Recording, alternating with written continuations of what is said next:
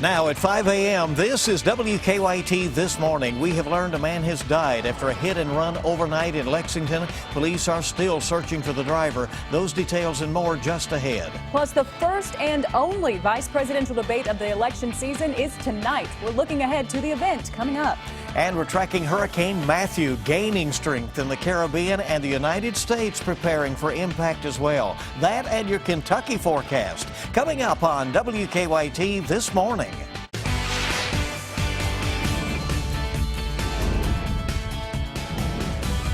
This is WKYT This Morning. Good morning, and thank you so much for starting your day with us here on WKYT. I'm Andrea Walker. I'm Bill Bryant. Time to rise and shine here on this Tuesday, October 4th, and make the best of it. It's going to be a beautiful day, and that makes you just kind of want to bounce up and go, right? And we have a beautiful man in the First Alert Weather Center this morning, Jim Caldwell. Come on now, don't go too far. Yes, you do. Yes, you do. A lot of sunshine expected out there today, guys, and really pleasant conditions. Also, we're rolling in.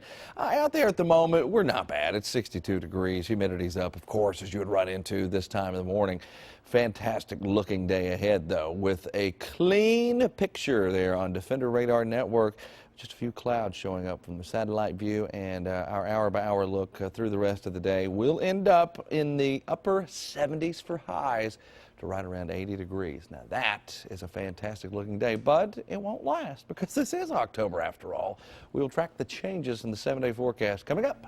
All right, Jim, thank you. See you shortly. In the news this morning, Lexington police say a man has died overnight after being hit by a car. It happened at the intersection of North Broadway and New Circle just before 1 o'clock this morning. Police say they are still searching for the driver of that car. WKYT's Mike Byer is live at UK Hospital with the very latest. Good morning, Mike. Good morning, Andrea. Police say the car they're looking for is a red Chevy Impala. Now, they did not get a license plate description, but they say the car possibly has a broken passenger side mirror as well as damage to the windshield. So police are asking for your help to be on the lookout for that car. Now, the hit and run took place shortly before 1 this morning. It happened at the intersection of North Broadway and New Circle Road. Police say a man was walking when he was hit by a red Chevy Impala, which then took off and was last seen heading outbound on Broadway.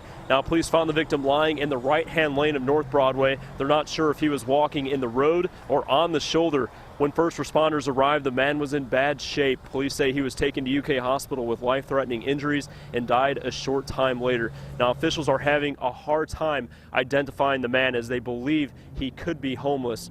Once again, they're asking for your help in finding this red Chevy Impala. Once again, it possibly has damage to the right hand of the passenger side mirror as well as damage to the windshield. Live at UK Hospital, Mike Byer, WKYT. Well, right now, all eyes are on Hurricane Matthew as the system continues to gain strength in the Caribbean. Here in the United States, several states along the East Coast are preparing for the hurricane to hit. WKYT's Lauren Miner is at our live desk this morning with the latest on that.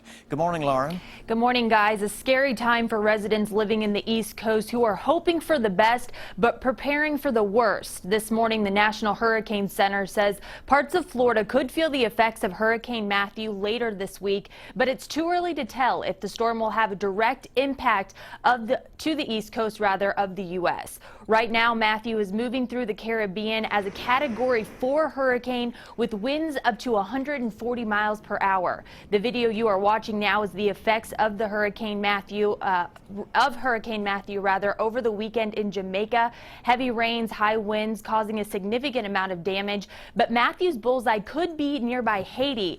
Flash flooding, mudslides, and storm surge threaten residents living in the country. One Lexington woman says she's been to Haiti numerous times and this time planned to be there for about 3 weeks. She was going to marry 20 couples. Her plans, though, quickly changed once she learned that all American airline flights were canceled until later this week. Every day is hard for them. A good day is hard for them. They're still recovering from the earthquake of 6 years ago. The governors of North Carolina and Florida have declared states of emergency. Later today, it is likely a hurricane watch will be issued for Florida. Guys, back to you. Okay, thank you very much. We'll keep watch. Other news now. 10 suspected child predators have been arrested as part of a statewide investigation here in the Commonwealth. The Attorney General's office says police made the arrests in these 9 counties as part of Operation Shielded Child. The office's cyber crimes unit has been investigating people suspected of having or distributing child pornography or those suspected of trying to solicit children for sex online. One of the investigators told us he often uses online chats to look for adults preying on children. You would be appalled at some of the things that people have said to us in chats, the things that they want to do to children. Attorney General Andy Beshear says his office has arrested or convicted 42 people accused of being sexual predators so far this year. In national news, the stage is set on the campus of Longwood University in Virginia today for the first and only vice presidential debate of the campaign season. Known as the undercard debate, the event between Mike Pence and Tim Kaine will be airing live right here on WKYT at 9 o'clock tonight. Craig Boswell looks ahead to the debate. Mike Pence took aim at Hillary Clinton's record as Secretary of State at a campaign event in Virginia, Tim Kaine's home turf. Our allies are less secure, our enemies are more emboldened, and that all changes the day that Donald Trump becomes president. Both vice presidential nominees are expected to go to great lengths defending their running mates tonight, something Professor Bill Harbour of Longwood University says could prove harder for the Indiana governor. Given some of the controversy in the newspapers recently about Trump's tax returns and other issues that he's raised regarding the past private lives of various people in public life, I think maybe Mike Pence has a tougher job here in terms of making up for some lost ground. Pence also sought to make light of Trump's recent controversies last night. We can parse that. You with me? He tweeted this. And then they turn on the television the next morning and Donald Trump is still standing stronger than ever before and fighting for the American people. Tonight's vice presidential showdown here in Farmville comes a little more than a week after the first presidential debate. And in the first CBS News poll taken since that debate, Clinton now has a 4-point lead nationally over her Republican rival. Tonight, the Virginia senator will try to keep the momentum on Clinton's side. It's good. I mean, you know, just gotta be myself. Clinton and Trump meet for their second presidential debate this Sunday in Missouri. Craig Boswell, CBS News, Farmville, Virginia. Now, again, you'll be able to watch the vice presidential debate live right here on WKYT starting at 9 o'clock tonight. Investigators have identified human remains found in Martin County last week. State police say the remains are those of 37-year-old Scotty Fannin, who disappeared last December. Investigators say they're still trying to figure out why he died. Police found the remains a week ago today in the Milo community of Martin County, not far from where Fannin was last seen. Police in Mount Sterling are warning people about some funny money that's been circulating around the city. Police say they've received multiple reports of fake $100 bills with the phrase "for motion picture use only" showing up. This comes as Mount Sterling prepares for court days later this month. The event is expected to draw thousands of shoppers and vendors, so police want to make sure they get out ahead of that event. There'll be a lot of money changing hands, and it'll be changing hands quickly, so we want to make sure that everybody is diligent and not be taken advantage of with these bills. Now, police say they do have a suspect in this fake money case. They're not ready to release the person's name just yet. A Perry County post office has been shut down after a fire caused extensive damage there. The fire started Sunday morning at the post office in the Yerkes community. Post office managers say more than 100 people have a P.O. box there, and for now they'll have to get their mail from another post office in the county. So a major inconvenience there for that. Certainly. WKYT this morning, live on the air here on your Tuesday. We're just getting started with the latest news. Good to have you along with us. Still to come, one Virginia fisherman has a whopper of a fishtail. He reeled in one massive catfish that just might have broke the state record. You'll want to see this one coming up right after Jim's forecast. And we've got a forecast that looks pretty good as well. Daytime highs in the upper 70s today, and that will continue through the rest of the week. But there's changes coming, and we'll track that as well coming up. Now, your zone-by-zone forecast with meteorologist Jim Caldwell. 50s and 60s showing up all over the place out there on this Tuesday morning. That and generally clear conditions and clear being a word that I think we'll be able to use all day long. But later today, it's all about sunshine with some warming temperatures out there, probably into the upper 70s, maybe some low 80s for daytime highs. That's just some comfortable stuff creeping into the area. Here's our Defender Radar Network this morning, and you're not going to find any showers for days, it doesn't look like. Probably toward the end of the week and into the weekend. That would be our next rain chance, at least solid rain chance of seeing any major action around here. Now, hour by hour run, you're going to notice as we start to advance it, it's trying its best to paint some moisture into parts of Kentucky. And when you see it start to pop up, it's just suggesting a stray shower or two. Now, we go through the rest of your Wednesday into Thursday now at this point, and we'll start that morning off into the 50s with daytime highs again in the upper 70s to right around to 80 degrees. So we'll be split. There'll be some folks right at 79. There'll be some at 81 degrees, and probably in some cases out there once we advance deeper into the forecast period. So we're going to see some very pleasant conditions for this time of year. Until the end of the week, that is, because we have a lot going on. Frontal boundary that is on the move. It's a setup that's going to feature showers, thunderstorms here Friday into your Saturday. And then you've got Hurricane Matthew that'll be rolling along the East Coast, perhaps impacting the folks in South Carolina directly, maybe with landfall. I'll show you that in a second. But we have a lot going on out there. This will kind of stall things out with this frontal boundary, probably keeping the rain chances alive a little longer into eastern portions of Kentucky before the system itself starts to wrap up and move up the East Coast. Still, that chilly air, and I do mean chilly, will filter in behind it. There's some sets of data that are coming out that are trying their best to push 30s for lows this weekend. Now that is some cool stuff. Here we go. Let's show you, starting with Wednesday at 7 o'clock, what's going on with Matthew.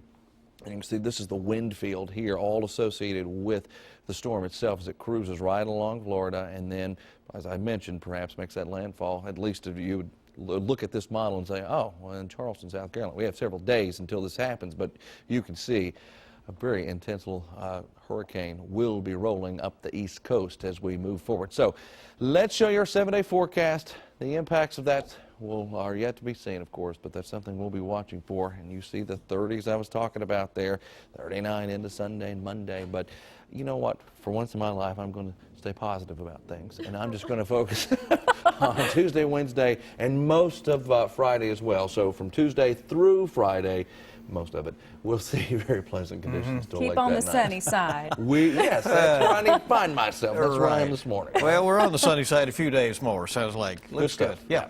Thank you, Jim. 5:15 our time this morning. All right, here's one you're going to have to get up and watch this video. A 60-year-old Virginia man has a tale to tell. He just might have set the record for the biggest fish caught in the entire state. The one that did not get away. Bob Jones was on his weekly trip when he, just in his line, all of a sudden found the lucky spot. That's where he caught the giant catfish. It took Jones and two others to try to pull the catch up onto the bank. The big question, how much does it weigh?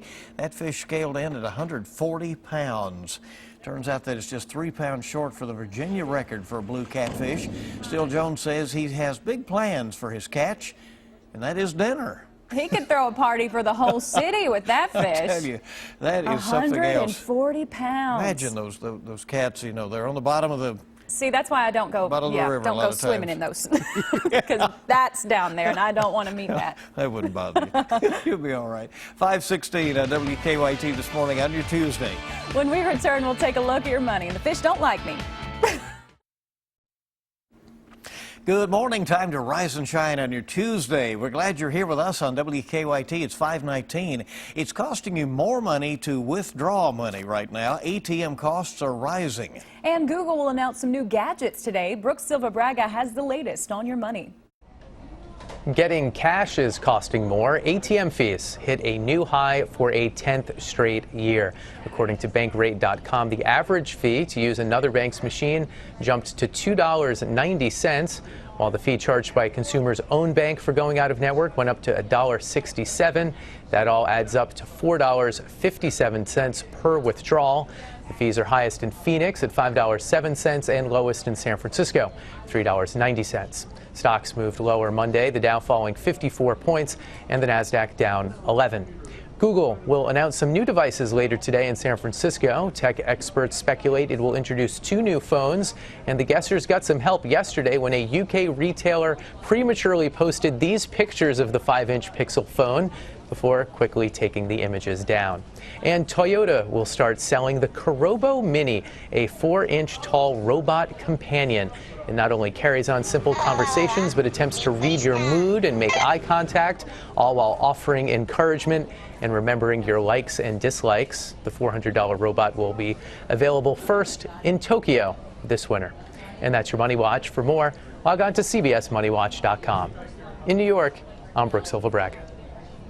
All right, now this is a holiday I can get behind. If you're a taco fan, a fan of tacos, it's National Taco Day. All right. There you go. Here it is. Tacos are eaten by millions every day in either hard or soft shells with a variety of fillings. Check your favorite local restaurant today. Many are offering taco specials in honor of this day. Taco Day. Of course, it's a Taco Tuesday anyway, so it works out just there perfect. You go. It just works. It does.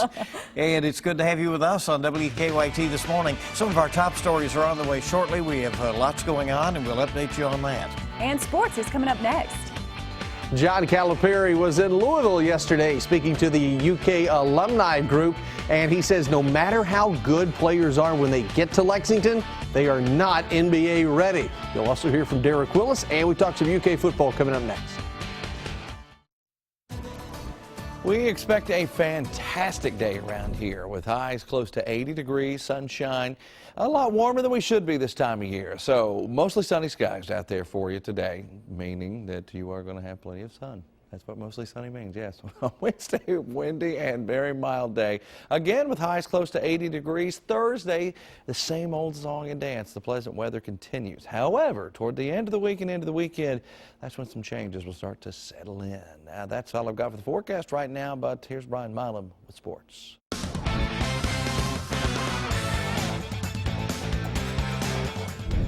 John Calipari talking about the upcoming season to the UK alumni in Louisville yesterday afternoon. Cal again has a top-ranked recruiting class with players who are projected to be one and done and go to the NBA. Cal explained players are not NBA ready when they come to UK, no matter how good they're said to be. The biggest thing is people that watch them play to say, I can't believe it that he's gotten that much better. And that includes an Anthony Davis, a Carl Towns, who were #1 picks, or a John Wall, or even an Alex that now is in Indiana, and Indiana called me and said, wow, this kid is an absolute beast. And I said, it's time now. Like, he's got to go take it and do it. But to hear that they're prepared for the war that they're walking into, because that's a man's league. In preseason interviews, forward Derek Willis talking for the first time about his arrest over the summer on an alcohol-related charge. Willis said he's learned from that mistake. It's just been really like a huge learning experience. I mean, it doesn't reflect the person that I am, but you know, it's just a mistake I made, just like anybody else makes mistakes. So I'm going to make many more probably in my lifetime, just like anybody else. So. But no, what I took away from it helped me refocus on basketball and what's important to me, and it's my senior year, and I want to make the most of it. Vanderbilt comes into Commonwealth Stadium Saturday. The Cats will be hoping to pick up their 3rd win of the season. The Cats have dropped 4 of the last 5 to Vandy, and the 21-17 loss last year in Nashville, probably the toughest loss of the season. Mark Stoops would not say today if it's a game he'd like to have back. I never singled anybody out, Jim, but does the last year's Vanderbilt game hurt? Absolutely. If it bothers me, it'll probably bother me for the rest of my life, yes. It is vital, it is crucial, it is must win, gotta have it for both Vandy and UK, but certainly for the Cats. 4 p.m. kickoff on the SEC network. That's a look at sports. Have a great day.